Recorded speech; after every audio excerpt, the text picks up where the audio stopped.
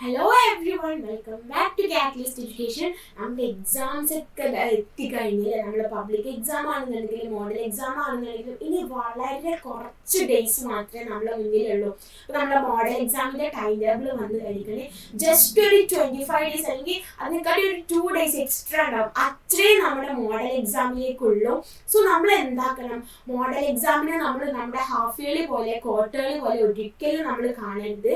വളരെ സീരിയസോട് കൂടിയിട്ട് തന്നെയാണ് നമ്മൾ കാണേണ്ടത്. നമ്മുടെ പബ്ലിക് എത്ര സീരിയസോട് കൂടി കാണണോ അതേ സീരിയസ്നെസ് എന്തിലുണ്ടാവണം, നമ്മുടെ മോഡൽ എക്സാമിൽ ഉണ്ടാവണം. അപ്പോൾ മോഡൽ എക്സാമിലേക്ക് ജസ്റ്റ് 25 അല്ലെങ്കിൽ മോർ ദാൻ ഒരു 27 ഡേയ്സ് മാത്രമേ നമ്മുടെ മോഡൽ എക്സാമിലേക്ക് ബാക്കിയുള്ളൂ. അപ്പോൾ ഈ ഒരു സമയത്തിന്റെ ഉള്ളിൽ നമ്മൾ എല്ലാ ചാപ്റ്റേഴ്സും നമ്മൾ കംപ്ലീറ്റ് ചെയ്തിരിക്കണം.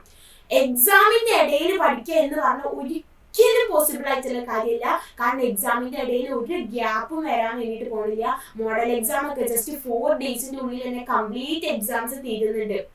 സോ എന്താക്കുക, എക്സാമിന്റെ മുൻപ് തന്നെ എല്ലാം പഠിച്ചു വെക്കുക. ഈ മോഡൽ എക്സാം കഴിഞ്ഞാൽ നമ്മുടെ പബ്ലിക്കിലേക്ക് വളരെ കുറച്ച് ദിവസങ്ങൾ മാത്രമേ ഉള്ളൂ. അപ്പോൾ നിങ്ങൾ ആ ഒരു ടൈം റിവിഷന് വേണ്ടിയിട്ടാണ് യൂസ് ആക്കേണ്ടത്. അല്ലാണ്ട് പുതിയ ടോപ്പിക്സ് പഠിക്കുക എന്നുള്ളൊരു മൈൻഡ് നിങ്ങൾ വെക്കരുത്.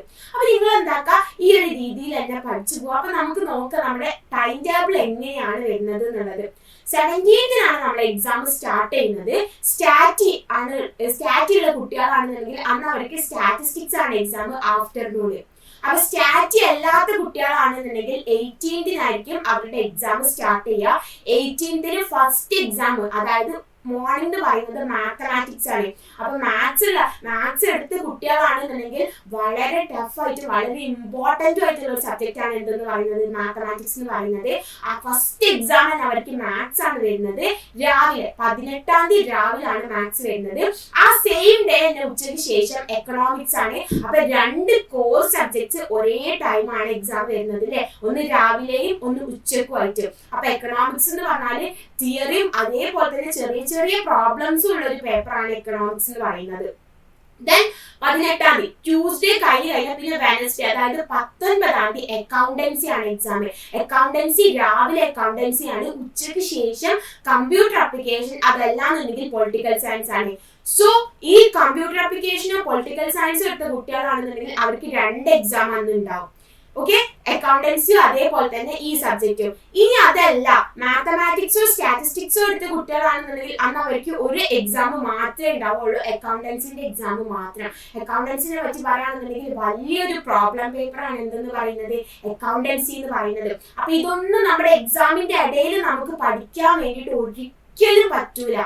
ദെൻ അത് കഴിഞ്ഞാൽ പിന്നെ 20th നമുക്ക് വരുന്നത് ഇംഗ്ലീഷും അതേപോലെ തന്നെ സെക്കൻഡ് ലാംഗ്വേജ് ആണ്. അപ്പൊ നമ്മുടെ സെക്കൻഡ് ലാംഗ്വേജിനൊന്നും നമ്മൾ ഓവർ ടൈം സ്പെൻഡ് ചെയ്യേണ്ട ആവശ്യമില്ല.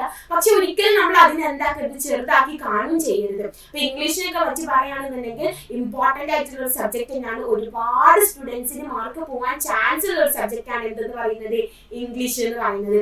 സോ 20th രാവിലെ ഇംഗ്ലീഷും ഉച്ചയ്ക്ക് ശേഷം ഏതാണ് സെക്കൻഡ് ലാംഗ്വേജും ആണ് എക്സാം. ദെൻ 21th അതായത് ഫ്രൈഡേ ലാസ്റ്റ് എക്സാം, നമ്മുടെ ലാസ്റ്റ് എക്സാം രാവിലെ ബിസിനസ് സ്റ്റഡീസ് ആണ്. അപ്പൊ നിങ്ങൾ എന്താക്കുക, അക്കൗണ്ടൻസി കഴിഞ്ഞിട്ട് കമ്പ്യൂട്ടർ ആപ്ലിക്കേഷൻ എക്സാം ഇല്ലാത്ത കുട്ടികൾ ആ ഒരു ടൈമിൽ ബിസിനസ് സ്റ്റഡീസ് എന്താക്കുക പഠിക്കാൻ വേണ്ടിയിട്ട് നോക്കാം. ഇനി അതല്ല, മാത്സ് എടുക്കാത്ത കുട്ടികളാണെന്നുണ്ടെങ്കിൽ അന്ന് അവർക്ക് ഉച്ചയ്ക്ക് ശേഷം, അതായത് 18th ഉച്ചയ്ക്ക് ശേഷം അവർക്ക് എക്കണോമിക്സ് മാത്രമേ ഉണ്ടാവുള്ളൂ എക്സാം. മാത്സ് അല്ലാത്ത കുട്ടികളുടെ കാര്യമാണ് കേട്ടോ പറയുന്നത്. അന്ന് അവർക്ക് എക്കണോമിക്സ് മാത്രമായിരിക്കും എക്സാം. അപ്പൊ രാവിലത്തെ സമയം നിങ്ങൾ എക്കണോമിക്സ് നോക്കുക, എക്കണോമിക്സ് റിവൈസ് ചെയ്യുക, പഠിച്ച കാര്യങ്ങളൊക്കെ റിവൈസ് ചെയ്യാം. അപ്പൊ ഇങ്ങനെയാണ്, അതായത് 17th എക്സാം തുടങ്ങിയിട്ട് 21th എക്സാം തീരുന്ന രീതിയിലാണ് നമ്മുടെ ടൈം ടേബിൾ ഉള്ളത്. അത്രയും ടൈറ്റ് ആയിട്ടാണ് നമ്മൾ ഓരോ എക്സാംസും, ഒരു ഗ്യാപ്പും ഇല്ല. രാവിലെ ഉച്ചക്കൊക്കെ ആയിട്ട് നമ്മുടെ മോഡൽ എക്സാം എന്താവും, അവിടെ കംപ്ലീറ്റ് ആവാണ് ചെയ്യുന്നത്. സോ നിങ്ങൾ എന്താക്കുക, മോഡൽ എക്സാമിന്റെ മുൻപ് എന്നായിട്ട് നല്ല രീതിയിൽ പഠിച്ചു പോവുക. നമ്മുടെ പബ്ലിക് എക്സാമിലേക്ക് നമുക്ക് ഓവർ ബേർഡൻ ആവാണ്ട് നിൽക്കാൻ വേണ്ടിയിട്ട് മോഡൽ എക്സാമിന്റെ മുൻപ് തന്നെ നല്ല രീതിയിൽ അടിപൊളിയായിട്ട് തന്നെ എന്താക്കുക, പഠിക്കുക. അപ്പോൾ ഓൾ ദ ബെസ്റ്റ്.